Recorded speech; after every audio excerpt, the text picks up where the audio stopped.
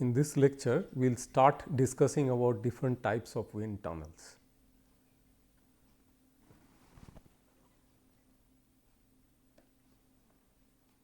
Let us begin with the definition. Wind tunnel is a device which will produce movement of air around an aircraft model or any other model of an object which is of interest to us. It could be an automobile, it could be a building model, it could be a model of a chimney and many other kind of installations, and we would like to perform some aerodynamic studies on these objects of interest. So, wind tunnel is an experimental tool in aerodynamic studies. What do we really aim to do in the tunnel? We can control the flow conditions inside the wind tunnel, and these flow conditions can influence the forces that act on an aircraft model or model of any other object of interest. And if you really want to talk about control, the first thing that might come to your mind is controlling the flow velocity in the test section of a wind tunnel. So, if you are increasing the velocity in the test section of a wind tunnel, in general the forces and moments which act on the models which are in the test section would increase and vice versa. And you may be wondering that if it is an aircraft model, then it may actually be much smaller than the actual aircraft, but once we do the testing on a much smaller model, which we call as a scaled down model of the full size aircraft, then obviously the kind of forces that we will record on the scaled down model will be much smaller depending on the scaling that we are using.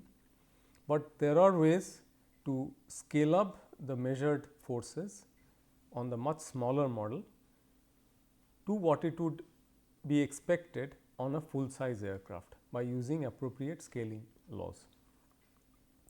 And remember that in reality the aircraft will be flying through an atmosphere which is either stagnant or is moving with lower velocities than the aircraft's own velocity, and therefore you could consider that the air around the aircraft is by and large at rest and the aircraft is moving through it. But in the wind tunnel it is the opposite scenario. You make the air to move past the model and you keep the model fixed. So, most often the model will be mounted on the test section of the tunnel by using a suitable attachment, a model positioning system, etc. So, you just create a relative wind which gives you an equivalent situation to what it is in real flight.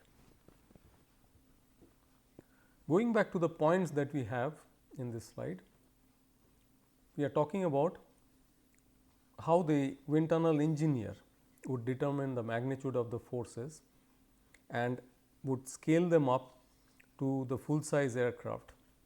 So, there are certain scaling laws which have to be used suitably, so that you can scale up the forces that you measure using a much smaller model and find out what it will be on the full size aircraft. Moreover, the wind tunnel model which you are having in the test section can be also used for studying the detailed flow diagnostics.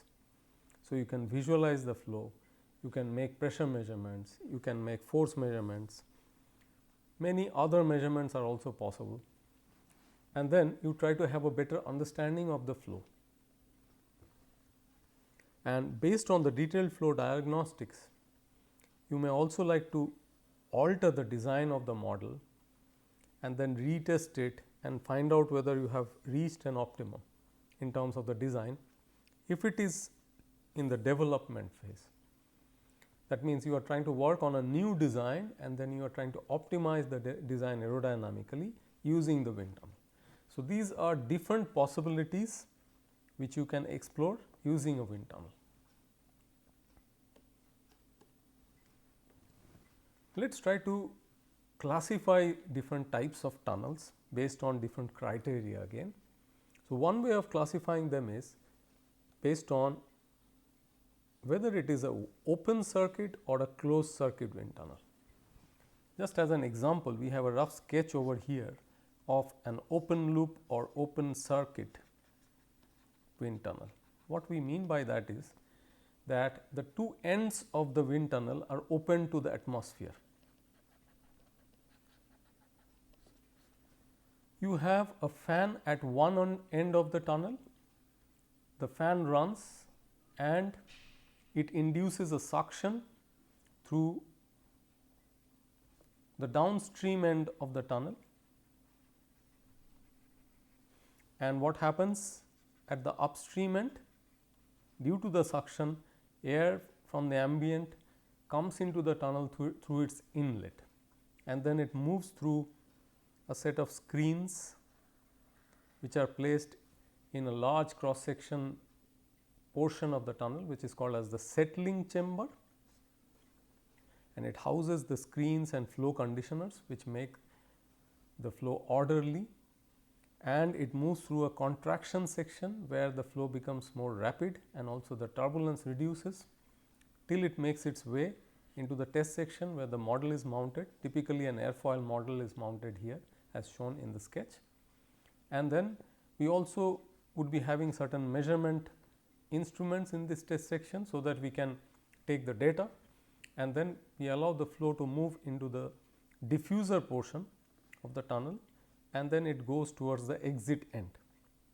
So, the flow by and large is moving axially through the tunnel. These are the tunnel supports, and this is the floor of the wind tunnel lab. So, this is more or less how it looks as far as an open circuit wind tunnel is concerned. However, a closed circuit wind tunnel would mean that you take the flow through the different components of the tunnel and then you find that it remains confined. That means, the tunnel in a planform view would then look like this, that the air moves through different portions of the tunnel. They would also have area variations, which I am not showing over here. We will see a more detailed picture later on, which will make it more clear how the area variations come up as we see in the case of an open loop or open circuit tunnel picture over here. But the idea is that air is not exchanged with the atmosphere, it remains confined within the wind tunnel and it recirculates. So, that is what is called as a closed circuit wind tunnel. So, that is one way of categorizing based on the circuit geometry. Another possible way would be to categorize it based on the test section geometry. There could be an open test section wind tunnel or a closed test section wind tunnel. The one that we can see over here in this figure is a closed test section wind tunnel. That means, the test section is bounded by walls. There could be other wind tunnels where the flow comes in through the contraction section and then it essentially emerges as an open jet. So, the flow when it moves through this gap, it is actually an open jet. It is not bounded by walls. So, that would be called as an open test section wind tunnel. Also, there are certain special tunnels where the wall could be slotted. So, it is in between the two. It is very common in transonic wind tunnels. Again, based on test section velocity, there could be subsonic, transonic, supersonic and hypersonic tunnels. When the air flows through an open circuit tunnel, it enters through an inlet section, flows through a contraction section into the test section, then to the diffuser, fan section and finally exhausts into the surrounding ambient air, which we already saw in this diagram. And the tunnel test section may or may not have solid boundaries, that also we discussed. When it is an open jet, it is called as an open jet or Eiffel type test section. When it is a closed jet, it is called as a closed jet or National Physical Laboratory or NPL type of section. So, based on the nature of the test section, that is whether it is open or closed, we have these nomenclatures. Again, in the case of closed circuit wind tunnel, we have a name after the famous scientist Prandtl and after the name of a famous place where a number of wind tunnels are located in Germany, which is called as Göttingen. So, closed circuit wind tunnels are called as Prandtl or Göttingen type wind tunnels, where the flow recirculates. And there are certain wind tunnels which can operate the test section either in an open or a closed manner. So, you can exchange and operate them.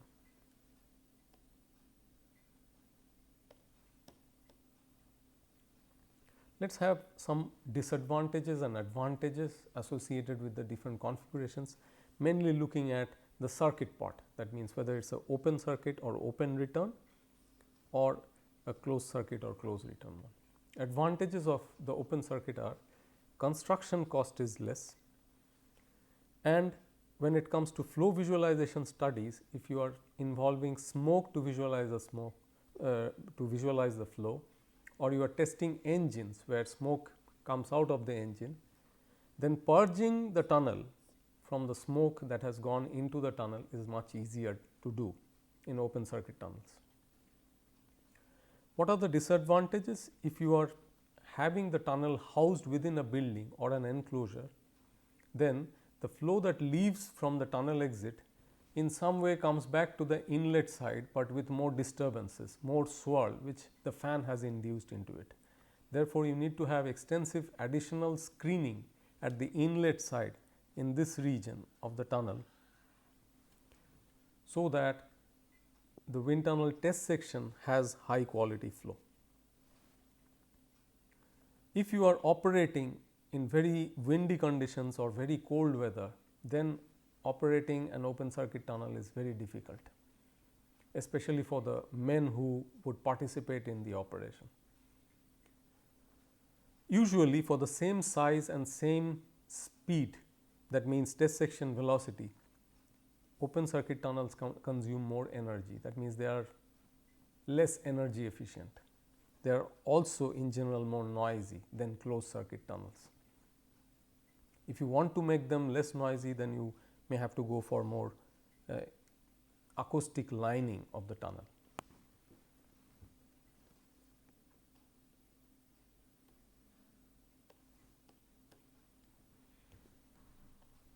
For the closed circuit ones, the advantage is that the airflow through the wind tunnel is independent of other activities which are going on in the surrounding, in the enclosure or in the building in which the tunnel is housed. And the quality of the flow is generally well controlled, plus you have additional features in the tunnel design, including turning vanes or corner guide vanes, screens, etc., in different portions of the tunnel, which can improve the flow quality.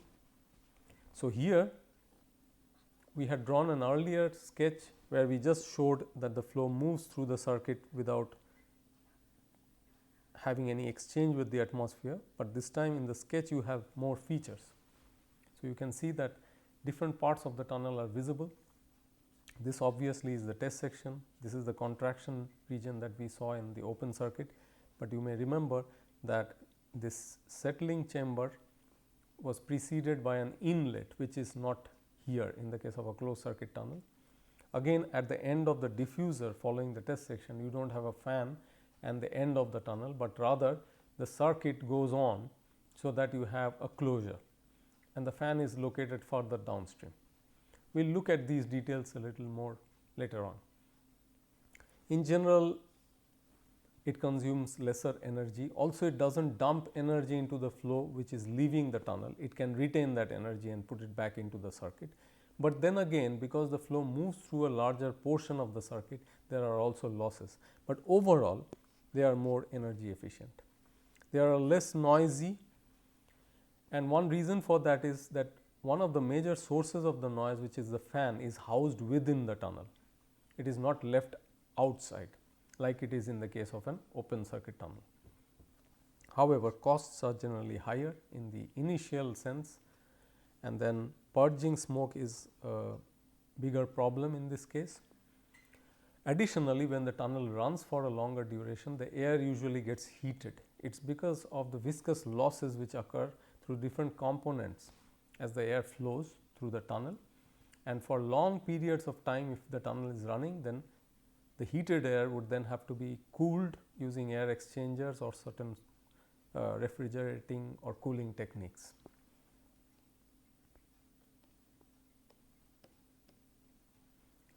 Let us look at some of the special purpose wind tunnels apart from the general purpose ones. There are certain tunnels which are classified as high Reynolds number tunnels. So, the utility of these tunnels is that it is not very practicable to obtain full scale Reynolds number by using full scale vehicles in a wind tunnel. That means, you do not put the full scale model aircraft into the tunnel and then try to create an airflow past that aircraft to simulate in flight conditions, because then first of all the tunnel has to be extremely large. Secondly, it will consume prohibitively large amount of power to run such a tunnel. However, you may be at the same time interested to simulate the same kind of Reynolds number.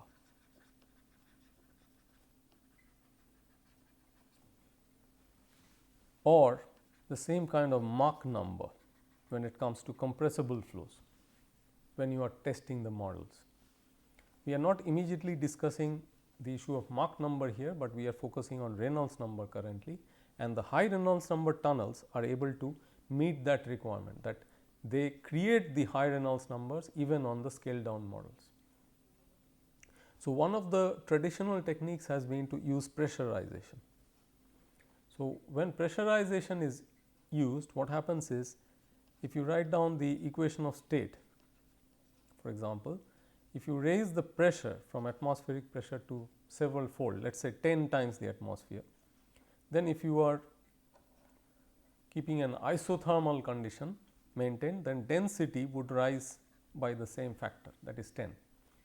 And we know that by definition Reynolds number is rho times say u infinity L by mu, and if you are maintaining a higher rho, that means a rho which has been increased 10 times because of rise in pressure, then Reynolds number also goes up by that factor. That is how the high pressure tunnels are able to maintain higher Reynolds numbers in general. There are other ways, of course, to maintain the high Reynolds numbers again.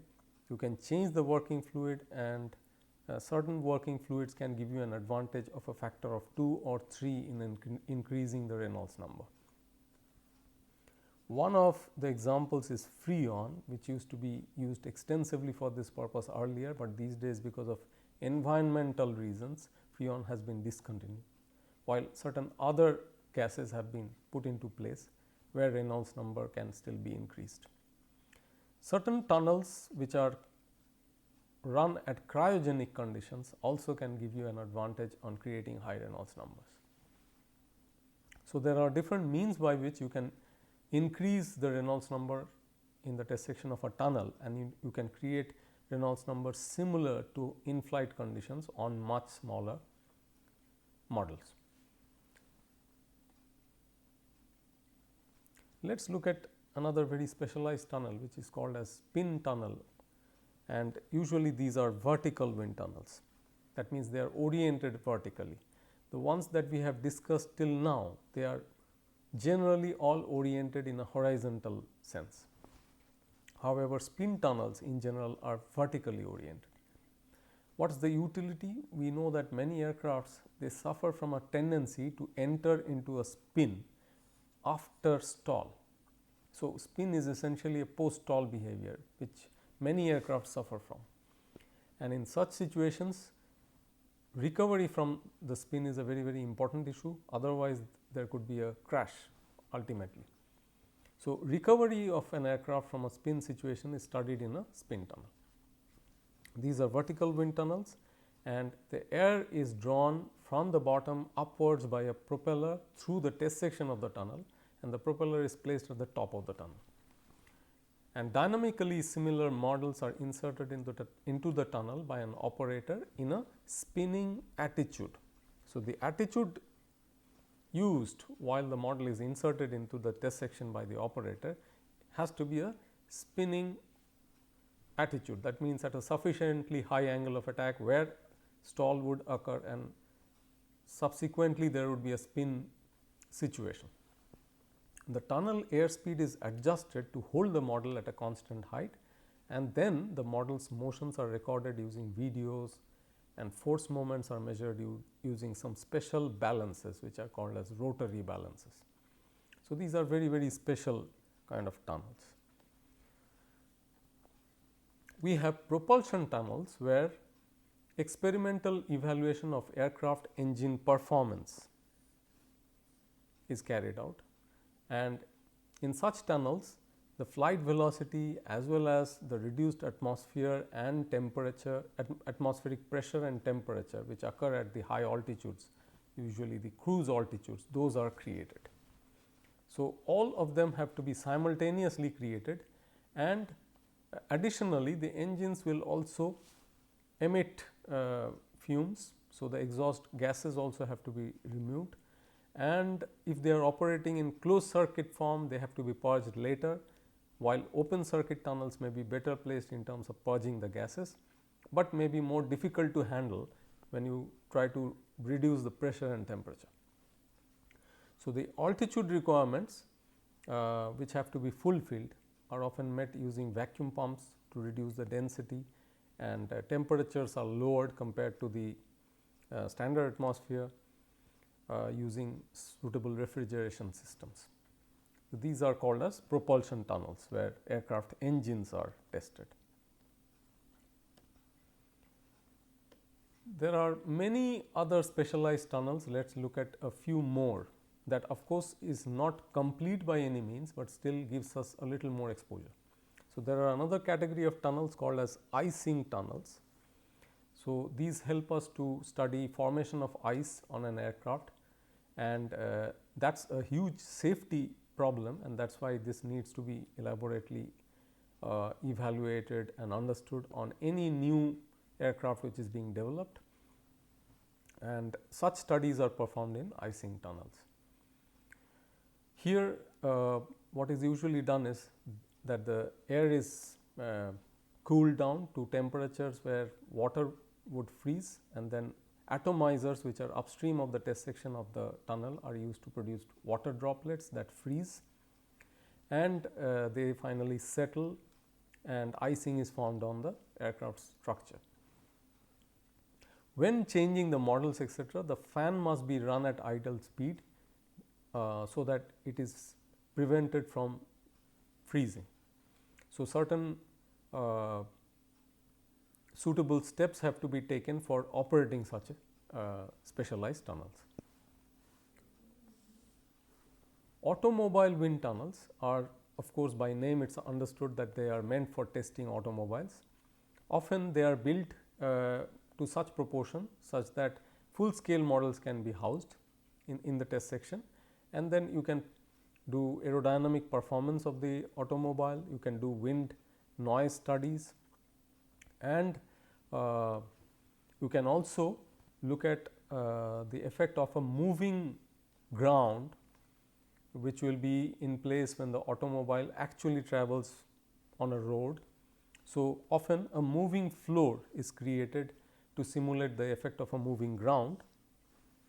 Appropriate boundary layer controls are also used so that the proper boundary layer profile impinges on the car model.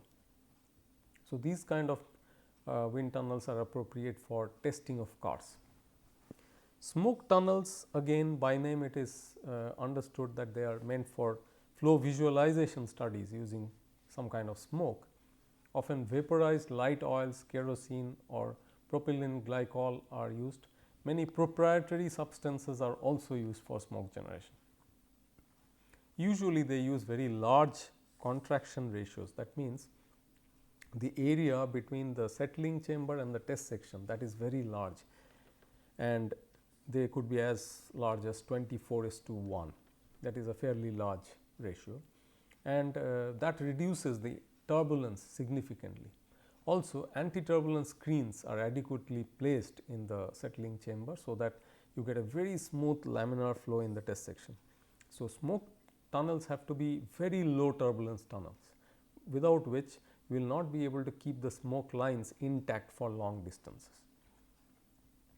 And if that is achieved, then smoke lines remain very stable for long distances downstream of the location from which the smoke is injected into the flow. Let us look at another one, which is called as aeroacoustic wind tunnels. These tunnels are used for studies involving noise suppression of aircrafts. They are equipped with anechoic chamber surrounding an open test section. So, you are talking about an open jet facility, and there is a surrounding chamber around the open jet, which is called as an anechoic chamber. Now, the tunnel should be a very low turbulence quiet tunnel, so that the background noise is very low, and noise suppression materials and coatings are used on the tunnel walls, so that you can keep the tunnel related noise, which is produced due to unsteady pressure or pressure fluctuations, to the bare minimum, so that you can make appropriate measurements of the noise source which is put in the test section, which could be an aircraft model or any other model. So, the noise then arises entirely out of that source.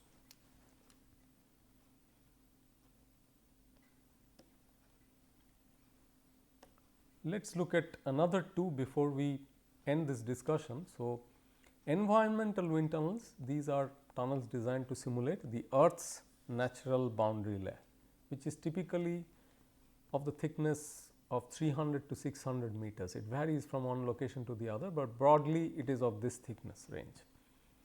And they are used to determine wind loads on earth fixed structures, that means buildings, towers, chimneys and so on. They are also used for studying air pollution dispersion patterns, soil erosion, snow drifts and so on. So, these are often referred to as meteorological wind tunnels because of obvious reasons. And then finally, we have a category which of course does not sound like wind tunnel. Of course, the working fluid, as is evident from the name, is water, not wind or air. Therefore, strictly speaking, it may not be included here, but still they are very relevant and useful to include in this category, because they are widely used for conducting flow studies, even for aeronautical applications. So, these tunnels use water as working fluid, and the smaller varieties are widely used for flow visualization studies using dyes. So, different kinds of colored dyes may be injected from different portions of the model, and then the flow can be excellently visualized. And these kind of tunnels achieve low dispersion of dye streaks, which combined with very low flow speeds allow more detailed observation and associated photographic and video recording of the flow features compared to what we can achieve in wind tunnels. Additionally, water tunnels are also used for cavitation studies, and these are of more relevance in submarines and other applications which are water based, where cavitation could be a very regular issue to address.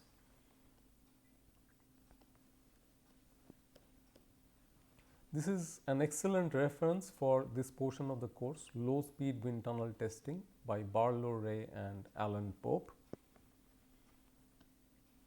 So, in this lecture we discussed about the definition of a wind tunnel to begin with, and then we took up different types of tunnels based on open and closed circuit, open and closed test section, then test section velocity range, advantages, disadvantages, and then we also had a discussion on certain special purpose tunnels with different kinds of applications in mind.